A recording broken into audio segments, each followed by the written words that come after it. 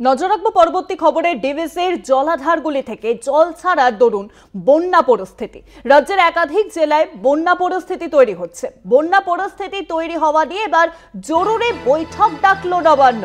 বিকেল 5টা থেকে রাজ্যের মুখ্য সচিব সহ সব জেলা শাসকদের নিয়ে বৈঠক করবেন মুখ্যমন্ত্রী মমতা বন্দ্যোপাধ্যায়।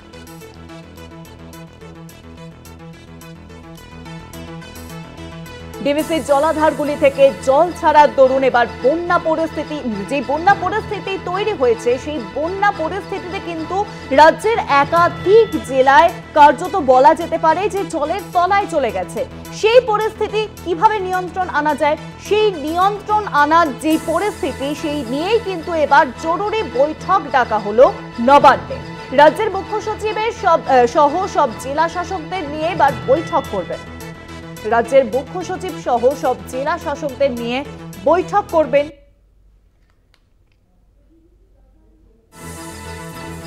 রাজ্যের মুখ্য সচিব সব জেলা শাসকদের নিয়ে করবেন বৈঠক।